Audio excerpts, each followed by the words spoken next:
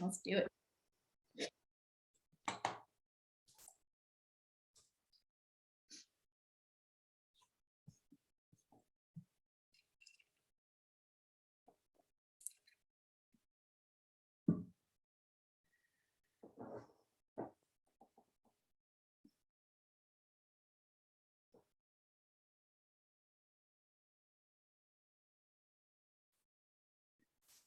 Welcome, everybody. We're going to give everybody just one more minute to join.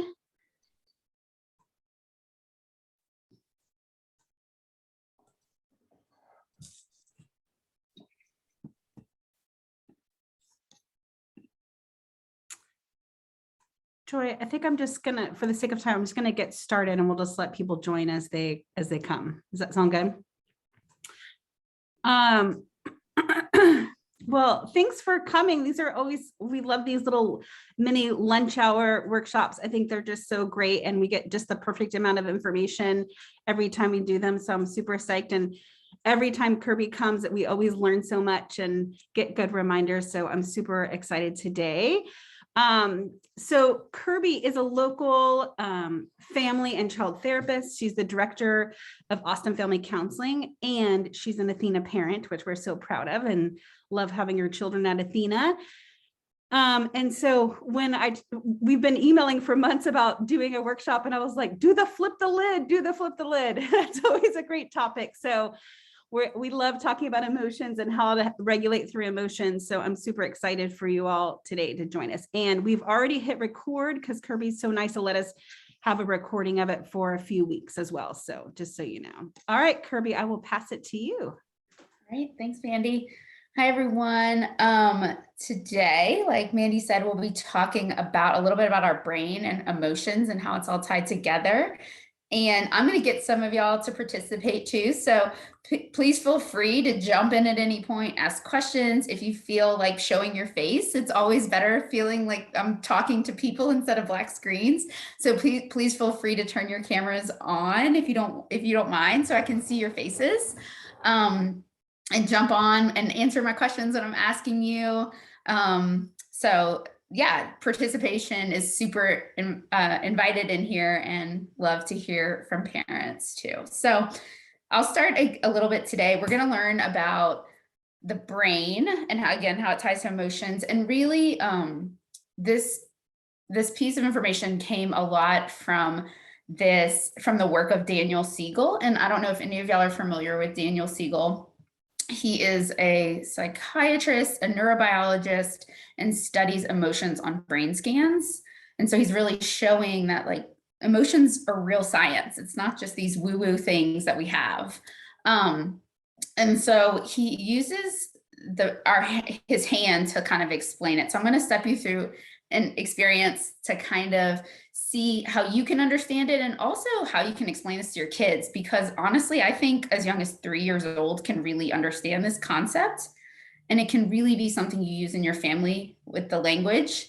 That's not, it's that everybody does this. It's not pointed at you're a bad kid, you're a bad parent. It's everybody experiences this. So I think I'm going to start by asking you,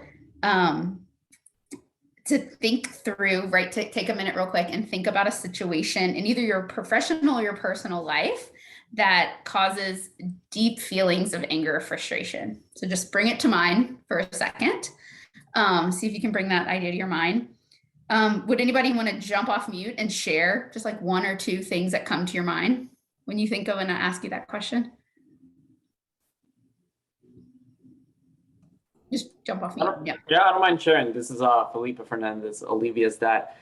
As probably you all going through like either renovation or building a house and things like that, it really frustrates me when contractors don't level things before they put them, and then they go and put them, and you're like, is it only me that's not level? You have to do it again. Right. That really frustrates me. Absolutely. So they're not paying attention to the details when that's what their job is. Yep. Anybody else have anything else professionally or personally that is like deeply angry or frustrating for you? Having to repeat myself a million times. Yes, absolutely. Good one. Not feeling seen or heard. Yes, absolutely. Very true.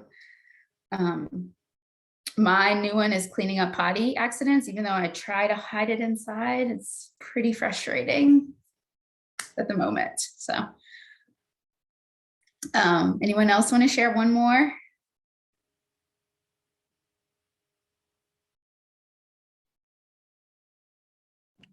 I'll jump in. Sorry, I can't show video right now, but I will just say social media in general. I Yeah. get very frustrated by it. Absolutely. Thank you all for sharing that. Okay, so now that we've listed that's just a couple, I'm sure we could probably create a really long list of these. If you can take a minute and think about what are you physically in your body experiencing in those moments? Think about something that's physical in your body that you're having in those moments. For me, I get really hot and my face gets really red. Anybody else have other physical feelings that they have in their body when they have that really sense of frustration or anger? I get hungry. I feel like I need a snack so I don't burst. Yeah. So you're trying to reach your basic needs there. Absolutely. Sometimes people get like clenched jaw, fists, tight muscles, racing heart, sweating. These are all things that can happen. So your physical body is reacting to your emotions, right? So also, when you're in that moment, are you thinking about what somebody else is experiencing at the same time?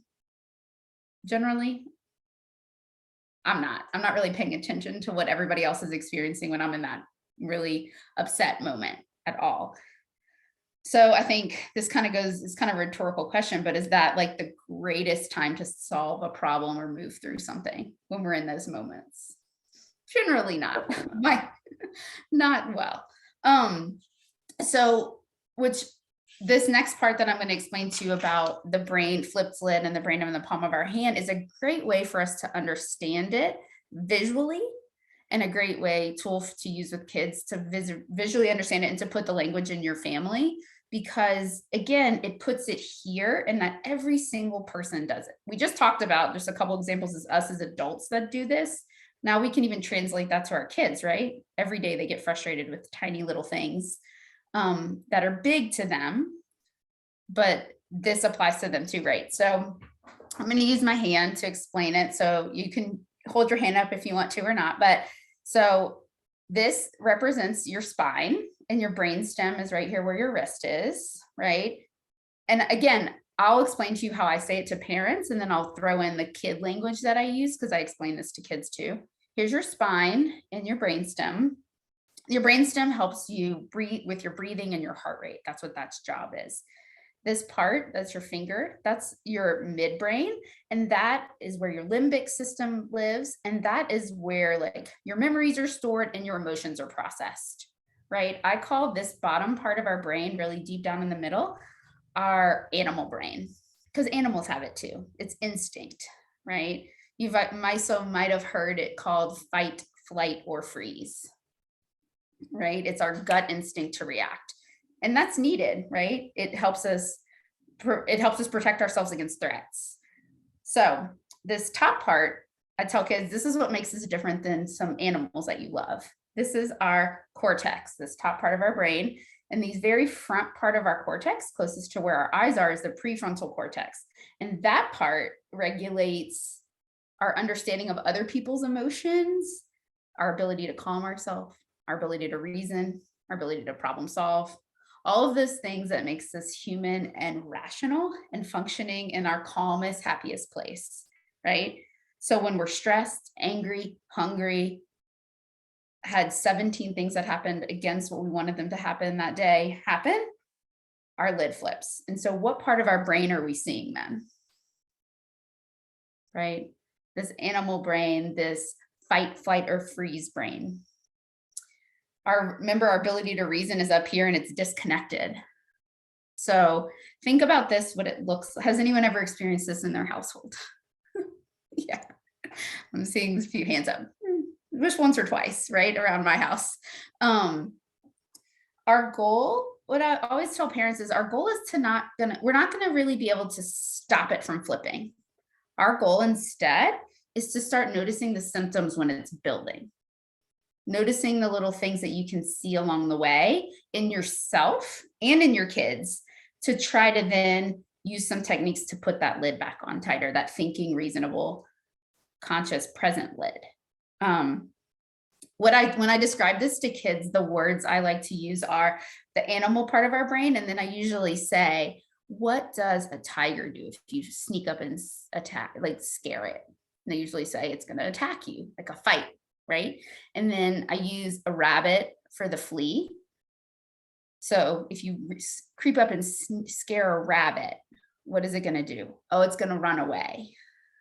Right. And then for the freeze, I use a deer. Okay. So if you creep up and scare a deer, what does it normally do? It freezes and looks at you. So what could that look like for you? And then I explain that to kids. What does that look like for each of them? Like when do they have those moments? And then what does it look like to put our lid back on? So I use the flipped lid. The beauty of using this language in your family is because it makes it like, it looks, I'm feeling, you can use it for yourself because you're a great modeling tool, right? I feel like my lid is flipping. You can even like show with your hand, right? I feel like my lid is flipping. I'm going to go as a parent, I'm going to go cool down because I don't want to say something I don't mean, right? So your kids can start learning this as you're modeling it in your family. And then when they start using it, it's even better because again, that's regulating their emotion. The whole goal is that we're teaching them to regulate their emotion and get back to that calm place. Not that we're stopping them from having feelings. We're trying to get them to regulate themselves. Okay, so does anyone have any questions so far? Thoughts, questions, comments? I guess I have one. So the idea is to introduce and start using this with your kids, right? How do you approach just explaining to them, like at the beginning, like is like do you do it like as a game in terms of like how are you feeling, like this or this, or how does it like those first times until you? Yeah, I love that question. Yeah, that's an absolute great question. I usually start out by saying like, look, I want to teach you about our brain. Where's our brain? Do you know where your brain is? Where's your brain? Right. And so you can kind of get them to start like it's really just, I want to teach you today about something. It's going to take about 5 minutes. It's about our brain and our emotion, our feelings, right? You're using language that your kids know. So all the bigger words that I use today about our brain, like the names of them, like the cortex, prefrontal cortex, I don't use any of that with kids. I use our animal brain and our human brain. And I say, when our lid flips, what are some of the things that we do? And then you can use their examples. Like when my lid flips, I yell. When my lid flips, I hit sometimes. Like, what do you do when your lid flips? Like, right, you can ask them, what do you do? Oh, I hit. Okay, well, so what can we do to put our lid back on so that doesn't happen anymore? It's really just starting to explain it to them. And then you start using it and modeling it in your day-to-day life. So I think did that answer your question? Yeah. It's just the introduction. It's going to be. It's just the introduction, and then you're going to be repeating it, and then you're going to be using it yourself, right? So if you're using that language to reference how you're feeling, they see it and they'll pick up on it, right? Modeling is the best way for kids to learn, right? So if you're modeling this way to use this language in this way to respond, then they're going to start using it and understanding it more. The other beautiful thing about using this is you can even use it as like a repair with your kid. So you did flip your lid, right? You got there without using the language. You as the adult flipped your lid. How can you go to them and be like, mom was like this today. I really should have taken a calm down and put my lid back on, right? Do you have any ideas of something I could have done maybe to put my lid back on or to catch it before it went? So you can use that in the repair with them. I'm really sorry I let my lid come off and took it out on you. So you can use it as a language and a connection tool in that way too. Again, I love it. I love this because it takes it out of the blame. You made me feel this way. You weren't listening to mom, and that's why I got mad. It's not true. It's I flipped my lid. You're taking responsibility for your feelings and your actions. So that's why I really like it. The other piece that I think is super helpful is now that you like understand the idea of the flipped lid and how to explain it to kids, there's these two other pieces that are really important in understanding kind of the brain science around this. One of them is around trauma. So I could go on and on about trauma, but I won't go too much into it. The idea is that trauma can be, there's two different kinds, really. Big T trauma, which is like, let's think of like 9/11, right? That's a big T trauma. That's like a set event you can picture. Little T trauma is what I call like, it could be anything that felt that your life was in danger. And so everyone, so the siblings can experience the same thing, and one can feel traumatized by it and one cannot. It just depends on their growth, their development, their personality, a lot of different factors. But so the way this brain science stuff works on trauma is that people who have experienced trauma in some way, shape, or form are already operating to start like this. It's called hypervigilance. So they're already their lid is already half flipped all of the time. So it takes them much quicker to get to that full flipped lid than the average person who has the capacity to put it all the way back on, right? So people with trauma are starting out at a way less of a tolerance for their flipped lid. The second piece of information that I really love is these things called mirror neurons. Think of it this way. When you have a teeny tiny baby and you're playing peekaboo, or you're teaching them to stick their tongue out, you stick your tongue out, they stick their tongue out. You smile at them, they smile at you. That's a mirror neuron. They're mirroring your emotions. A baby is mirroring your emotions that you're showing on your face. This is the same thing that happens inside of our brains, right? So say your kid's lid is flipped. Where do you think yours is going? Pretty quick, right? Or your lid is flipped. Where do you think your kid's is going? Pretty quick, right? And this also does not just with your kid. It could be with your partner. It could be with other family members. It could be with people at work, anybody, right? This happens. So the goal that we have, the goal is that since you know this, you know the brain science behind it, you can try to use the skills you have to use the calm down ideas that you have built for yourself. Maybe that means take a break. Maybe that means change your tone. Maybe that means turn on some music and distract. Whatever your calm downs are, how can you keep your lid on so your kid is mirroring you in this calm place? The other thing I wanted to say is that I forgot to say when I was explaining it, this prefrontal cortex, so the very, very front part of your brain, does not fully form till you're 25. Take that in for a second. 25. We're talking about 3, 4, and 5-year-olds right now, right? So like they have so many more years of development till this full reasoning, this full problem solving part of their brain is fully developed. So we can't expect them to be able to keep this lid on the same way that we're capable, right? And so I think setting those expectations for yourself and knowing that they're going to flip their lid more is something that's helpful for me, at least. All right, that was a lot of information I threw at y'all really quick. Does anyone else have any other questions or thoughts before I show us a tiny little short video? Go ahead. Well, I would say, Kirby, that like part of it is like when that happens, when we're with our kids and that happens, we all of a sudden, I mean, I think what I feel is out of control. Totally. Right. And so I think kind of when I'm thinking about when you're talking about it, it's like, what are ways that make me feel like I'm orienting back to myself? Right. Because I'm just like, my lid is flipped because I'm like, now how are we going to do this thing? Because now Absolutely. it's fun out. And life still has to move on. Right. And so, I think just a really good reminder is like, okay, well, how do I regulate myself before I figure out what's next? Instead of trying to control the child through the flip lid. Right. How do we put our own lids back on? Well, I would like exactly your point is like, how does everyone in the situation put their lids back on before we try to solve it? Right. Like it never goes well when people's lids are flipped. Like people say things they don't mean. They say it in a tone they don't mean it in. They do things with their body that they would not normally do when they're in flipped lid, right? I imagine like a little kid like flailing around and hitting people because their lid is so flipped. And they're not actually trying to hurt people, right? Their lid is just so flipped and they're reacting. That fight, flight, or freeze.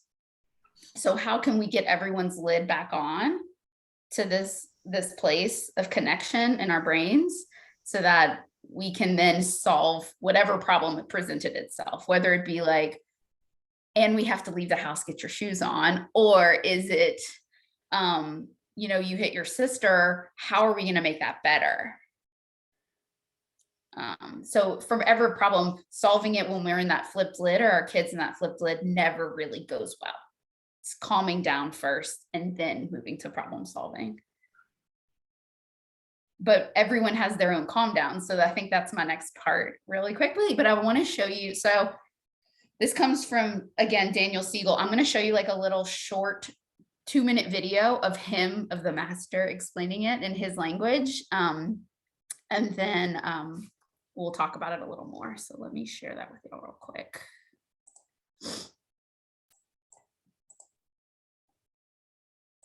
Hopefully I can get this to work.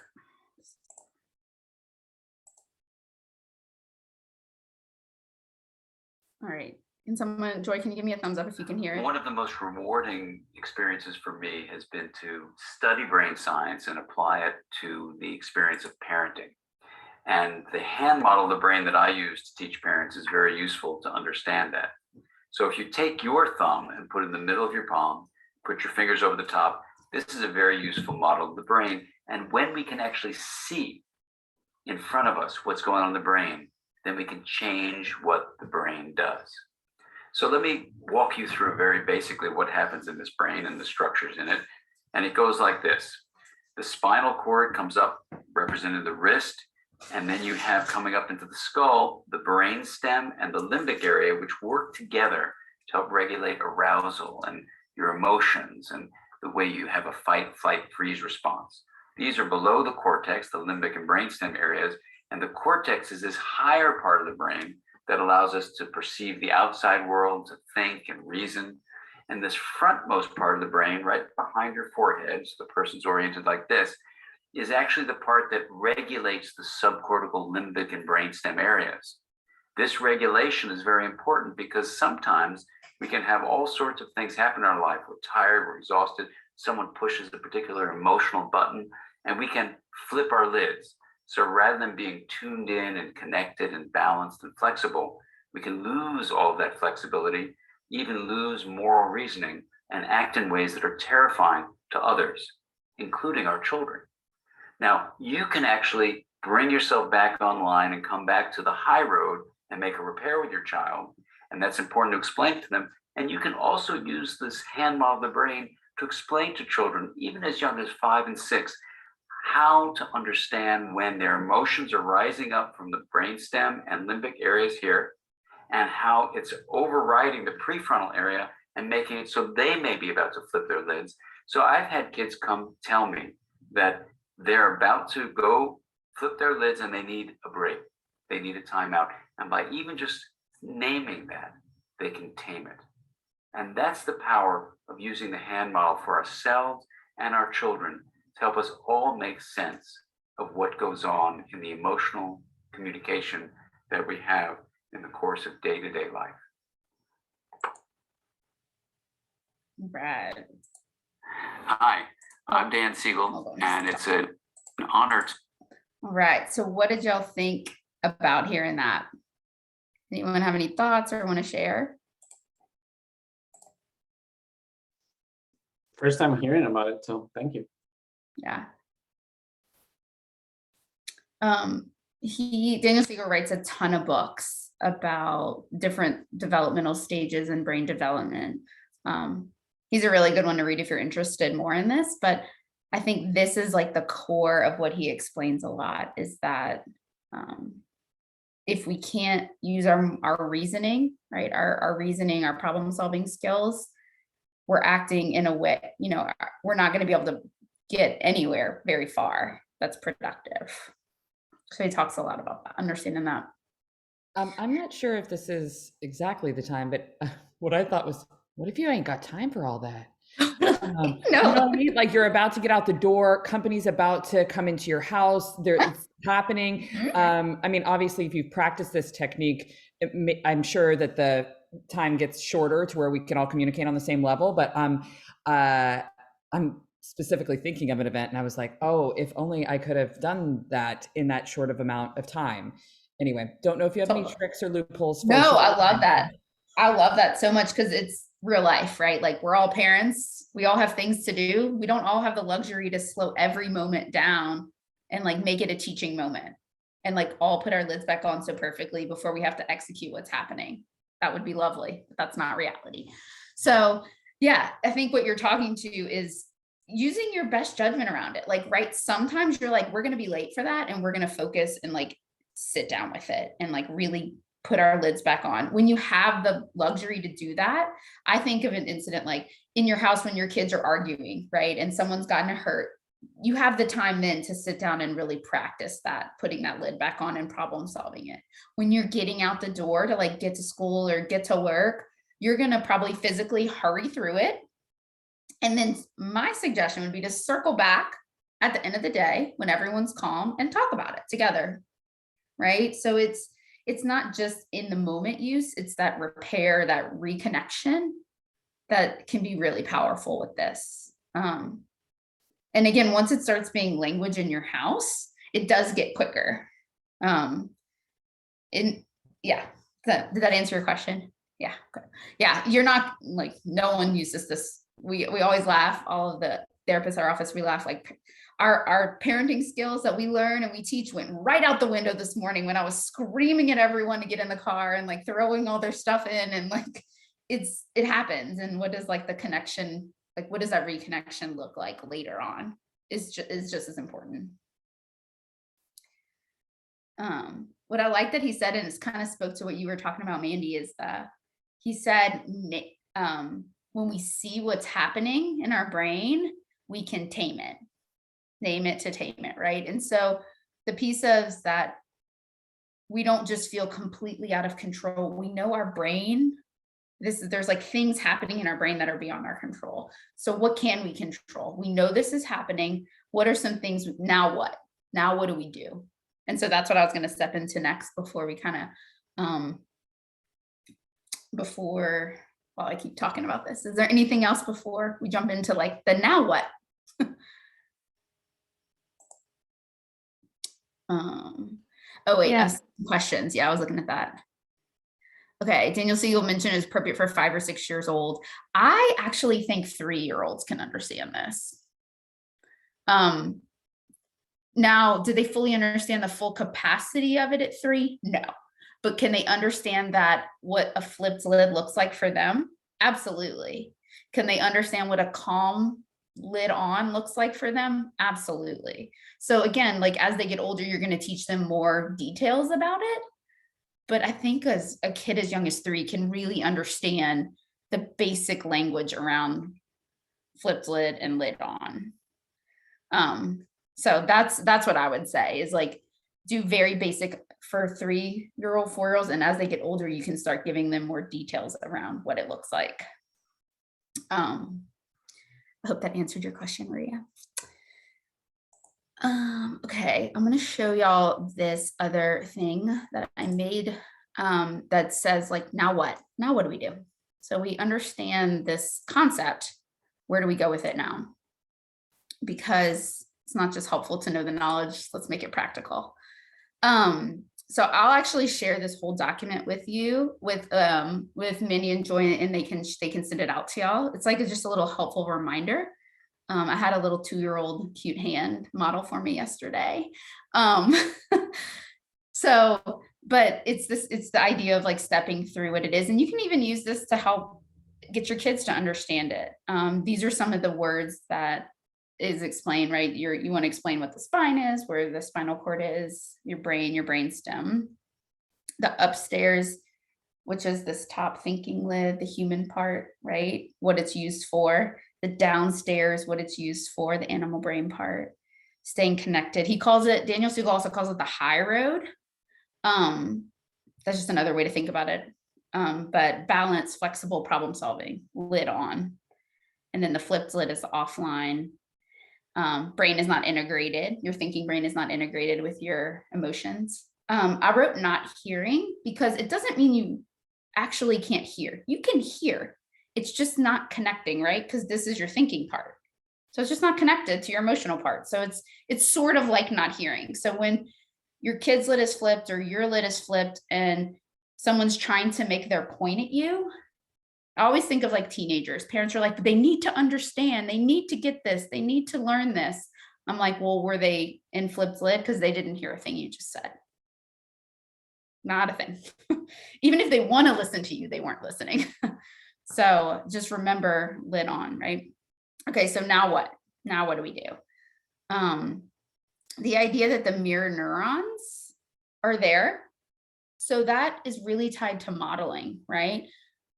So how are we modeling our lid on? Or if our lid starts flipping, how are we modeling using tools to put our lid back on? Some ideas for modeling, right? These are more kid oriented, but we can talk about them for adults because everyone kind of finds their own. We call it positive timeout in what we teach. And what that means is not a timeout corner as a punishment, but more of a calm down space.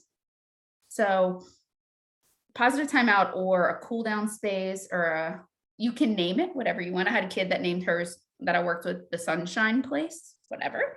You can name your spot whatever you want. If it's at your house, this is way easier. Also, if you don't have a space in your house, you could be flexible with that. Make a little box, like a little travel box in a bag, and they go have squishies and their favorite little loveys or whatever is going to help your kid physically calm down. Sometimes it's like Legos or squishies or something to drink, something to eat. Those basic needs are super important too. So thinking through what's going to work for your kid. Also, as they get older, you can say like walking away. I need to walk away so I can calm down. Some kids need to physically move their body, like jumping on a trampoline or running around the house or riding their bike. Sometimes that helps. Breathing is also all the breathing options. So again, the whole idea is what is going to work for your kid and for you to help you put your lid back on. It may look different for every kid. It may look similar for all the kids in your home, and you can have a cool down spot. I just would say spend some time thinking of what cool downs, calm downs look like for you and your family, because that's really helpful in getting that lid back on. And modeling that for your kids. You do it too. It's okay for you to go take a minute in your bathroom with the door shut so you can bring your lid back on if they're in a safe situation, right? I always tell parents, I'd rather you take a break than to say or do something that you're later going to be like, why did I do that? And that happens sometimes too. And the repair comes from there, but can we sometimes catch it before we get there? He talks about name it to tame it. So when we see what's going on, we can actually change it because we know it's there. And then the last thing I like to say is connection before correction. And we talk a ton about this in the work that I do. If you're feeling connected, you're way more likely to be able to impart some skills or tools, right? And when we're like this, we're not connected. All right, so how can we stay connected? And connected can look like getting on your kid's level, like eye level. It can look like it can look like 6 hours later when everyone is calm and y'all are snuggling, tucking into bed at night, that y'all are connected and y'all talk about it. But anyone is way more willing to hear a different perspective when they're feeling connected and heard and seen. So those are like my few go-tos of what to do, how to start managing some of this in your own home. And it's not going to go perfect all the time. Let's be realistic. But can we make it practical and happening at least half of the time? Maybe, right? All right. So anybody have any other questions or thoughts or things they want to share? I'd love to have you. Yeah. I have a question about calm down ideas because my daughter is incredibly good about not using the passy, but when she gets really upset, she needs the passy, and it's the first thing she asks for. Yeah. And so how do I introduce new ideas when she's so accustomed to this thing that I know I am eventually going to have to phase out of her life? I literally have the same problem in my house, literally every day, because my 2.5-year-old does the same thing. So it's evolving, right? There's no perfect solution. It's trying to supplement it sometimes, right? And then increasing that is what I would say. Some families do really good with just like cutting off the pacifier altogether at one point, which I know I'll get to as well.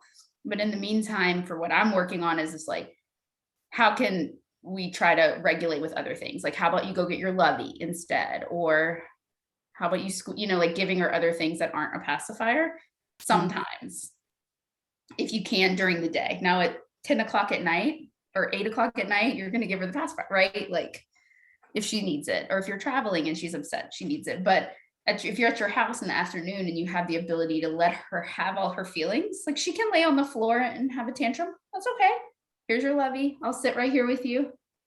If you have this space for her to feel it and try to find something else that's going to work, that's really helpful. And then the breathing, I love this idea, but I always find that in the moment, it's just not possible. So like, is that something that you can do maybe like 20 minutes later when she's kind of calmed down, is like do a breathing exercise post? I think you can, that's a great way to start introducing it, right? You're practicing, it's a muscle memory thing too, right? So think about like your body, when you start practicing what it feels like to take deep breaths, it's like, it's slowing your brain down. It's making your everything more connected. So practicing it, that's a great way to introduce it. The other thing too, is to think practical like kids. Like if you say, okay, so take some deep breaths, they might not, they were like, okay, whatever. They're still gonna be upset. So if you think things like, if you have the ability to like put some bubbles in front of them, I need you to blow a bubble for me. Let's blow the biggest bubble you can blow. Okay. The other thing too is like, I'll say like, can you make my hair move? Like blow at me, like blow my hair, take a big breath in and see how far you can blow my hair back. Right. So like they're blowing in my face, but they're taking a deep breath to do it.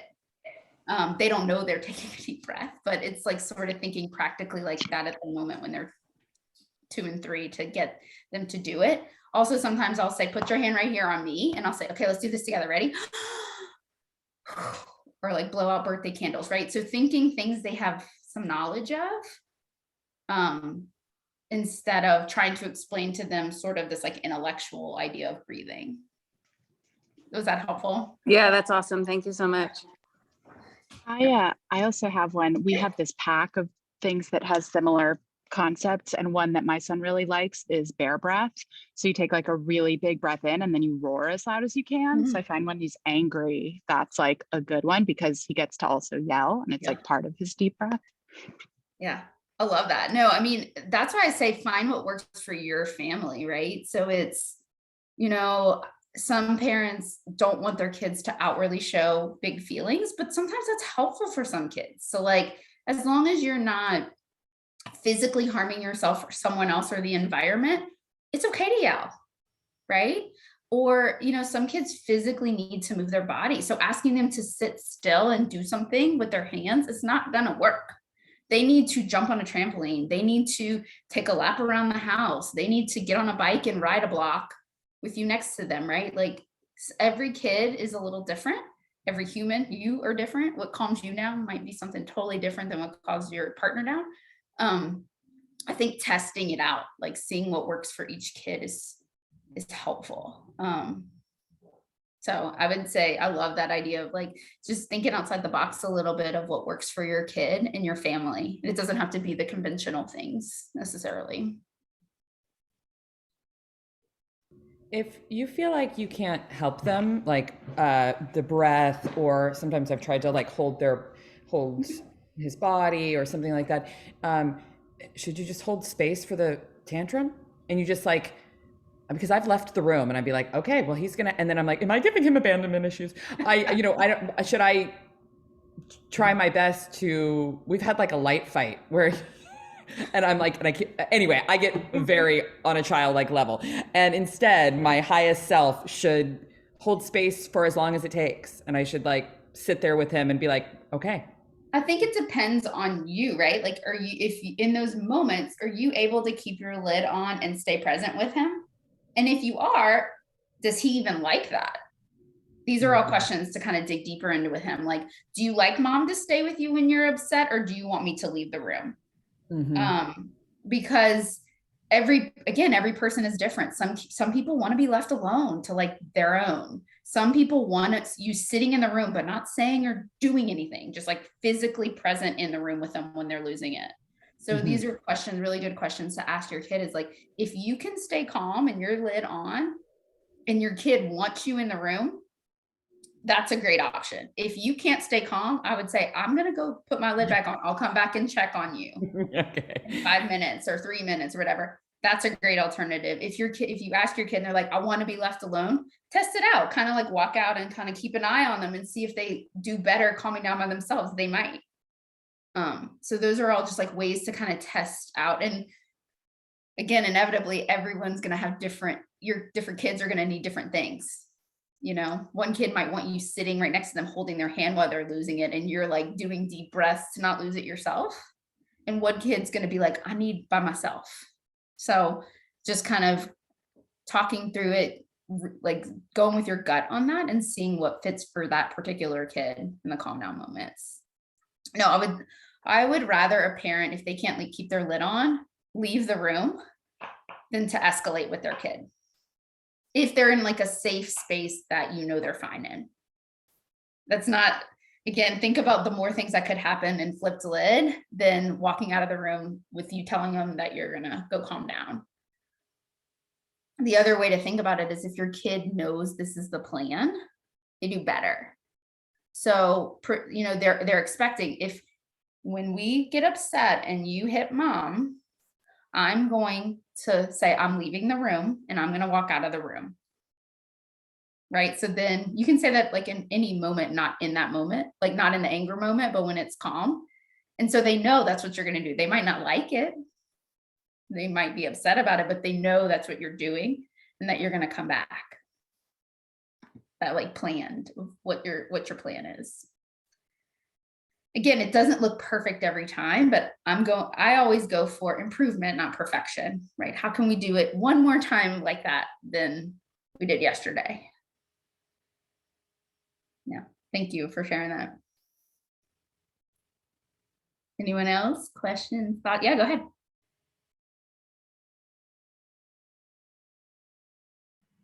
Hi, I love everything I'm hearing and thank you. I wanna share my experience with the breathing. So I've recently started introducing breathing with my 3-year-old for both me and her when this happens. And initially I saw that she wasn't really responding, like she wasn't understanding what I was saying, but I did see that after I said it a couple of times, she started kind of talking about it randomly, like, oh, I'm breathing, or like I see her doing it. So I feel like maybe like that has helped me, like maybe it will help other parents, even if you think at the time they're not understanding the breathing, or we do the timeout where like I ask her to like go think about it and think about, you know, what she's doing and how that's affecting like her sister or throwing food or whatnot.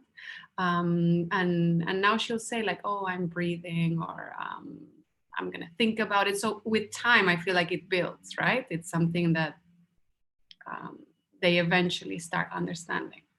Absolutely. Thank you for sharing. Yeah, I think that's the idea, is like, right, we all have young kids right now. We're building this like language and culture in our family for what it looks like when we get upset. We're all going to get upset. We're not stopping that. We're going to stop how we're responding to those moments, right? We're changing that. We're changing the language around it. That's the goal, right? Is that we want kids and families to be able to show their emotions in appropriate ways. So you can be upset, but we're not going to, there's certain things we can do when we're upset. And no one really feels great when they're upset. So how can we calm down? We talk a lot about flipped lid with anger, but I want you to also think this can look with sadness. It's not just anger, right? It can look with sadness. It could look like that with overwhelm. Some kids get overwhelmed and it looks like anger, but it could potentially be overwhelm instead. Like too many things going in at one time, right? So it's really any emotion you can flip your lid on. It's not just anger. That's typically the one we think of, but it can be other things too. Any other questions, comments, thoughts, things they want to share? I have a question about it. You made me think of it when you said I'm taking responsibility for my emotions instead of blaming them for having emotions. My kids will both ask me, Mom, are you happy? And the implication is like gauging my temperature or something. And And I've tried to say it's okay. Sometimes I'm a grumpy monkey, or, sometimes it's okay. Like, all emotions are okay, and you're not responsible for my emotions, but I don't know if they're getting it. And I thought it might, if this is not related, let me No, know. but it is. It's talking about like that. I mean, that's a normal question for a kid to like, they want to please you, right? They want you to be happy. They want you. So I think what you're telling them is it's okay for mom to have different feelings besides happy. It's not your job. It's my job to take care of my own feelings. You can ask me if I'm okay or if you can help, but it's mom's job to take care of my own feelings, just like it's yours to take care of yours. Okay. Right. And then the idea that like, I'm working on putting my lid back on if I'm grumpy. I'm gonna go do something that makes me put my lid back on. I'm gonna go lock myself in the bathroom for 5 minutes. Hello. I'm gonna go walk around the block. Whatever that kind of looks like. I think explaining that to kids so they don't get scared that you're like abandoning them or leaving them, or that they did something to affect you. You're saying, I'm going to take care of myself right now. It's actually more comforting for them because they know what you're doing. Because it's not the emotion that they're actually scared of, right? It's like, it's not sure of what's happening. But when they know, like, oh, mom's just over there flipping her lid, like it's that they're so adaptable to that. Like, they're so much more comfortable in being in feeling mode than we are. It's just when they're not sure, I think that's the part. Yeah. It's that unpredictability piece that kids kind of are like, well, what do I need to do here to make it better? Instead of like, you keep doing you, I'm going to go take care of me. And this is what it's going to look like. And I'll be right back in 5 minutes or whatever it is. Like, giving them an expectation of what it's going to look like I've found is super helpful when you're having your calm down, which we should all be able to do. Because we're humans too. Did we forget that? We're not just parents. We're also human beings that have our own feelings. Yeah. I think they're also just like really hungry for vocabulary. So it's like, that's why I love this, because I think the more vocabulary that we can give them to help explain what they're going through, or to help understand what we're going through, this age group of, 3 to 6 and, 2.5, like, they're hungry for that. So I think it's a perfect system to allow them to have the vocabulary for it, other than just like good or bad or happy or sad. Right. It also puts it just like, as I see kids, right? So I've been a child working with children and families since 2009. I don't even know how many years that is, but since 2009. And I see kids all the way up to 18 and parents and like all the different age ranges. And when families start implementing this kind of language, this language that's like, here, and you're not a bad person, like you flipped your lid, and that the actions around that were not great, but you're not a bad person. When that starts from a young age, they have a totally different dynamic when they get older and they're talking about some of this stuff with their kids as teenagers, because they're not the bad kid or the bad one in the family. What they did, their action was not a great choice, but we can choose a different action, right? So Thank you. Yeah, you're welcome. Yeah, go ahead. Just jump on in. So you were mentioning about good and bad just now, and that was actually part of my question. So my 5-year-old and 2.5-year-old have started to experiment with the language of good and bad. And so when they're playing, the siblings are playing, they'll often say, I'm a bad this, you're a good this. And sometimes it kind of escalates into their sibling, rivalry, like, no, you can't, you're bad. And so how would you suggest kind of, because sometimes then they'll say, you're a bad mom. And I'll slow down but I don't know, I just want to figure out how to redirect the whole good, bad hybrid. Yeah, absolutely. Well, I will say developmentally, what you're talking about, that good and bad, is super appropriate for this age group, right? Developmentally, kids' brains don't switch. I'll call it the gray thinking, right? So when they're little, under the age of like 10, they have very black and white thinking, this or that, good or bad, right? black or white. When we move to more like the 10 to 13 year age, their brains, everyone's brains at that point starts changing and developing, and to be able to see the gray. So they can see it could be this, that, or that one or that one. There's like a lot more options, right? So it is pretty developmentally normal and appropriate for the kids your kid's age to like see only one or like this or that. It's pretty normal. That doesn't mean you can't say like, let's pick a different word for that, right? Let's change the language. Maybe y'all have like a character that's like a scarier, bad like character, right? That you could use instead of that if you don't like the language around it. I think the good and bad thing is okay and super normal for kids to experiment with and to test out. It's what does it escalate into, and how do you want to like change the language around that, right? Like, I don't like to be called the bad mommy. Let's pick something else if you're mad at me, right? Like, I wonder if your sister likes to be called the bad one, or y'all just playing a game, right? So I think just kind of checking in with their language around it. My guess is it's similar to them saying like, I'm the superhero, you know, the superhero or the enemy guy, right? The bad guy, which is normal and appropriate and okay, if as long as it doesn't like cross over what your family, like the name calling thing in your family. That makes sense? Yes, thank you. You're welcome. Yeah, it's development appropriate, and it's super normal to watch the difference between like a 2-year-old and a 5-year-old and the way they play. And you can just watch it on the playgrounds if you go watch them, right? The like 4 or 5-year-olds are running around playing good guy, bad guy. And then the 2-3-year-olds are kind of more mimicking each other and playing in a different way.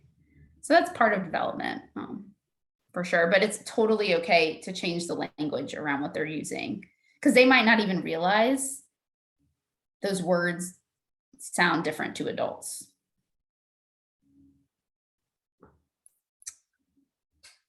Anything else? Anyone want to share? Comments, questions, thoughts? I'd like to share something. This is kind of just a nod to, can y'all hear me okay, by the way? Can you hear me, Kirby? Mm-hmm. To the idea of giving language around something. And I guess something that my daughter learned in primary was a step-by-step process to make silence, which I just loved. This idea of like a step-by-step, like sit up straight, close your eyes, make your body still, put your hands on your knees. Like, I don't remember the entire sequence, but last night at dinner, it was a little crazy and wild. And I, kind of remembered or had seen a picture from Transparent Classroom that they had done this. And so I asked her to teach it to us, and like giving her that position of power where she was teaching us how to do this thing, this like achieve this desired state, was really awesome. And she, like we stayed silent for several seconds. And then she said, when you feel ready, open your eyes. And so it was like, that was a really powerful skill in and of itself. So if any of y'all know Mr. Drew, you can ask him for these steps, but also I think that this just nods to what you're teaching us about just giving them words and vernacular to actually, like, instead of just saying, be quiet, like there's actually a way to be quiet, or instead of calm down, you're giving us a process to actually help them calm down, which I think is really very helpful. And when I work with kids, thank you for sharing that. That's awesome. She also learned, like, she probably felt so proud of herself. The self-esteem was there. Not only like she achieved what y'all were trying to achieve, but there's so many other really cool things that happen there. I generally, when I teach kids this, I try to teach the kids it first and try to get them to then teach their parents. And then I pull their parents in and really teach the parents the backside. But I want kids to teach parents first if possible. Obviously, it's not going to work in this dynamic because ours are so little. But in a therapy practice, I want the kids to be teaching parents this language. It's a very, like you said, it gives them the power and they're proud of it and they're really happy they learned this and it's helpful for their family. But you can even do this sometimes with the siblings. Like if you have an older kid and you teach it to them, maybe they can teach your little one. And it can be something that just works in your family that way. So thank you for sharing that. That's a really cool thing you experienced. Hey, a few seconds of silence at dinner is a win. Right. Any last comments or questions? Let's see. I'm seeing if there's anything in the questions.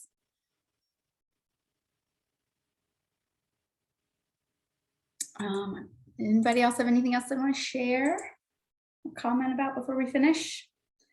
Thank you all for coming. And yes, I like Mandy shared, I am the co-director of Austin Family Counseling. And if I can't help, we have a huge team of people that are all trained and helping parenting this way. And so I would love to, I love sharing it because I'm doing it and in my day-to-day life, but also like I find things super helpful. So please don't hesitate to reach out to me or anyone on my team if y'all have questions or want some more direct help with what's going on in your homes. I'm here. Kirby, just to clarify, you and other therapists in your field do also just parenting coaching. So Absolutely. like sometimes when people think of counseling, they think it's like a long-term thing but you do that, but also you do parent coaching if parents have questions or just want to come in and talk about situations. Absolutely. So yes, we do traditional, what you would think of, like we have play therapy and family therapy where everyone's in the room and working on different dynamics, but there's also a piece of just parent work, right? Like that's what you're speaking to, is the idea that like we keep hitting this wall of this parenting wall that we can't get through, or you and your partner might not be on the same page. So how can we meet together to find a common ground, or what is the language we want to use together? So yes, we offer that option too, because our whole idea is that we're operating better as a family unit, whatever that may look like. So maybe that means the kids in therapy, maybe that means the parents in parenting work. We're also about to start, we have a couple of people on our team about to do a big parenting workshop for like 2 days in the weekend, and I'll definitely be sure to share that. I think it's coming like in more like March, April, but I'll definitely can share that too, if that's helpful. So yes, please reach out. We're here. Most of us are living it day to day too. So. Well, thanks, Kirby. This was super helpful and a great topic. So thank you so much for taking time. We appreciate Absolutely. it. And I'll send you that like the picture, and you can share it with everybody too. Excellent. All right. Thank you all for coming. That's great. Thanks everyone. Thanks for participating. Yes. Thank you.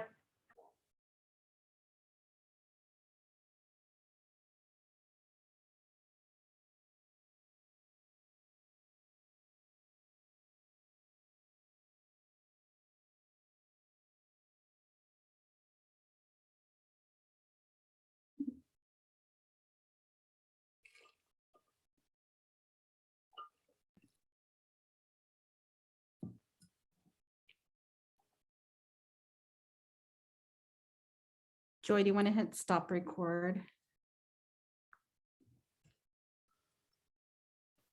I always forget.